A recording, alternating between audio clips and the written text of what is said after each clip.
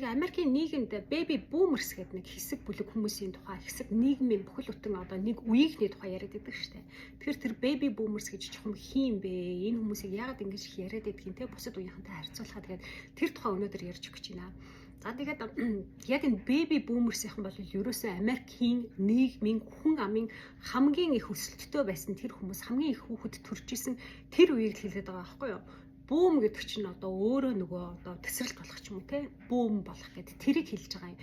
За тэгээд энэ яасан бэ гэхээр бас дэлхийн 2 дугаар дайны дараа 1946-аас 1964 оны хоорондох энэ нэг 18 жил 10 хэдэн жилийн хугацаанд Америкийн хүн ам хамгийн дээд зэгтээ өсөж исэн тэр үе юм байна. Хүүхдүүд маш ихээр төрж исэн. Дайны дараа за дайнд явсан цэргүүд ч юм уу те гэртээ эргэж ирээд маш их хүн ам өсөж исэн. За тэгээ эдийн засаг ч гэсэн харьцангуй гайгүй болж исэн юм байна л да.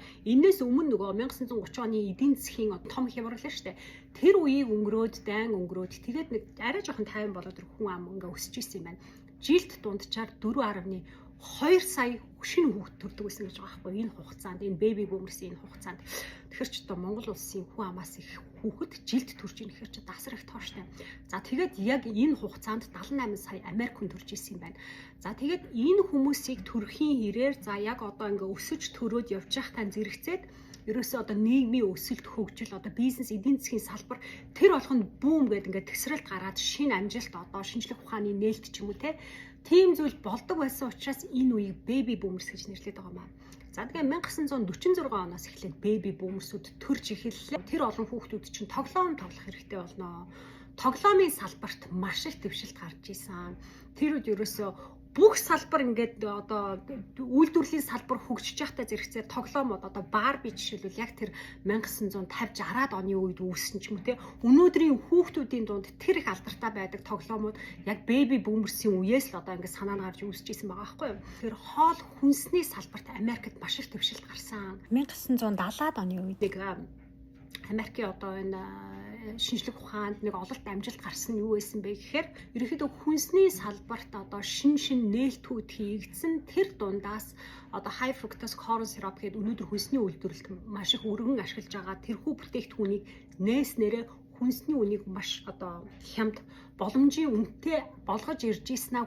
За тэгж явж байгаа нөгөө baby boomers чинь ингээд нас биед хүрээд 1980 он гараад эхлэхэд бүгдээрээ нас биед хүрээд гэр бүлтэй болоод эхлэхэд Америкийн үйл хөдлөх хөрөнгийн салбарт бас бүүм болж исэн те маш их хаос тэр үед зарагдчихсэн байна бүтээн байгуулалт те ингээ болж исэн байгаа байхгүй.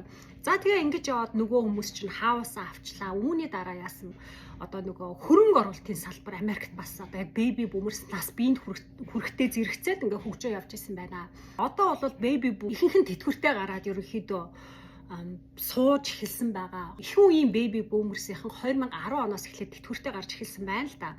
За тэгээд хэрвээ одоо ингээд тэтгэвртэй гарсан тэтгэврийн насныханд зориулсан хэрвээ нэг тийм бизнес санаа олох юм бол бас яг л одоо бүүм болдог цаг нь бас ирж байгаа л гэж одоо бас харахаараа шүү дээ тий. За хэдийгээр ингээд сайн талаас нь харахад ийм байгаа боловч яг ингээд тэтгэврийн системд бас нэлийн ачаалал ирээд байгаа ийм нэг үед ирсэн байгаа байхгүй. За ягаад тэгэхээр одоо social security нөгөө манай монголоор бол нийгмийн даатгарын тэтгэврийн тогтолцоо яаж одоо зөв эрүүл ажиллах ёстой вэ гэхээр 4 хүн ажил хийгээд social security системд social security-гээ татвар төллөө. Нэг хүн тэтгэврийн мөнгө ч юм уу те тэр мөнгийг одоо хөгжлийн бэрхшээлтийн мөнгө ч юм уу аваад явж ич энэ бол яг ингээд зөв баланстай эрүүл тогтолцоо гэж үзэж байгаа юм байна. Гэтэл одоо тэр ажиллах хүчний 40% бүгдээрээ ингээд тэтгэвртэй гараад эхлэхэр чинь ажиллах хүч нэгдүгээрт багасчаар нөгөө нийгмийн тэтгэвэр авдаг хүмүүс нь ингээд хамаагүй ингээд тоон ихсэж байгаа штэ. Тэгэхээр нөгөө 4 хүн 1 хүн гэдэг ингээд харьцаа алдагдчихаар бас ингээд тэтгэврийн тогтолцоо жоохон хүндрэл уусч байгаа байхгүй юу. Тэр нэг social security татвар төлсөн хүмүүсийн илүү хуримтлагдж байгаа мөнгийг болохоор зэрэг одоо trust fund ихтгэлцлийн сан гэдэг нэг юм санд хуримтлагдаад явж исэн юм байна.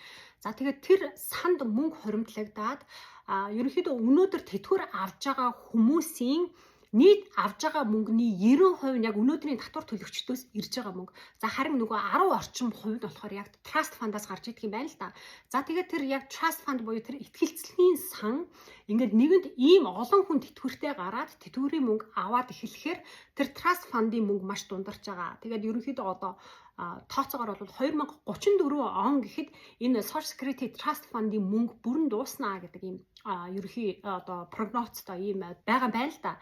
За тэгээд одоо энэ Америкийн нийгэмд хүмүүсийн шүүмжлээд байдаг нийгэм юу вэ гэхээр энэ бол аль эртнээс яригдчихсан. Нэгэнт ажлах хүчийг нугалж исэн энэ хүч ингээд тэтгэвртэй сухаар ингээд Trust Fund байхгүй болно гэдгийг аль 1990-ад оноос ярьж исэн. Янз бүрийн санаа гаргадаг байсан боловч одоо ямар нэгэн зүйл хийгдэггүй. Тэгээд одоо бол ерөөсөө санаач бараг байхгүй болсон гэж шүүмжлээд идэг юм байлээ. За тэгээд ирээдүйд 2030 оноос хойш энэ Social Security-гээс тэтгэвэр авч байгаа хүмүүсийн хувьд нэгэн Trust Fund-аас мөнгө гарахгүй мөнгө нь дуусчих учраас за тэгээд ер нь тэтгэвэр авч байгаа хүмүүсийн хувьд бас мөнгө нь багасах магадлалтай 10% магадгүй 20% багасах магадлалтай гэж үзэж байгаа юм байна. За тэгээд манай монголчуудын хувьд би нөгөө тэр Zoom дээр хэлсэнчлэн ажилласан жил нь бага байгаа учраас бага авна гэж хэлсэн те. Тэгээ магадгүй хэрвээ энэ Trust Fund байхгүй болчихвол өшөө илүү бага мөнгө авах магадлалтай байгаа учраас та бүхэн өнөөдрөөс эхлээд ерөнхийдөө мөнгөө сайн хадгалж эхэлрээрээ. За тэгээд би нэг одоо яг өөрийнхөө хийдэг ажлын хүрээнд даатгал дээр ямар боломж байдаг тухай харуулъя. За тэтгэврийн хувийн хуримтлалын сандаа сар болгоны $350 цаашаа далд хийгээд явж гин л да. За тэгээд 40 настайгаас эхлээд тэтгэвртээ зориулаад мөнгө хадгаллаа гэж үгүй. За 65 нас хүртлээр ажил хийн гэж тооцоод 65 нас хүртэл мөнгө хадгалнаа. За энэ заавал 65 байх албагүй штэ. За магадгүй 55 эсвэл 69 ч болно. За тэгээд ерөнхийдөө загвар авах гээд энэ нэг 65 нас хүртлээр мөнгө хийя гэж тооцъё те. Тэрнээс хойш юусэн хийхгүй. За тэр тохиолдолд нийт миний энэ тэтгэврийн сан руугаа хийсэн мөнгө бол $105,000 байгаа. Энэ чинь тэгээд урт хугацаатай юм учраас ярьж байгаа штэ. За хэрвээ тэр үед би мөнгөө бөөнөр нь авъя гэх юм бол ямар ч сан миний мөнгө одоо нугарчихсан. Надад $218,000 байна. Тэрийгээ би за нэг мөсөн бөөнөр нь авсан ч болно эсвэл би багаар авсан ч болно. За нэгэн тэтгэвртээ зориулж хоримтлуулж байгаа учраас сар болгон авъя. Тэгхийн бол одоо би сард $1,857 гаргаад аваад яваад ах боломжтой. За тэгээд яг энэ сар болгон $1,800 тэтгэвртээ гараад аваад яваад ахад би ерөөсө хангалттай 90 нас хүртлээр ингээд авчиж байгаа байхгүй юу. За хэрвээ би 90 нас хүртлээр за 65 наснаас эхлээд 95 нас хүртлээр ихэр чинь нэг 25 жилийн хугацаанд би мөнгө авах юм бол нийт миний энэ сангаас гаргаж авсан мөнгө $556,000 байгаа. Гэхдээ би энэ сан руугаа ерөнхийдөө $105,000 л хийсэн байгаа штэ. Энэ бол ингээд миний тэтгэврийн хуримтлал болж байгаа. Энэ давхар тэтгэврийн хуримтлалын хажуугаар би бас хэрвээ хүнд өвчин тусах юм бол би бас эндээс мөнгө гаргаад авах боломжтой тийм нэг одоо даатгалыг үүсгэсэн байгаа.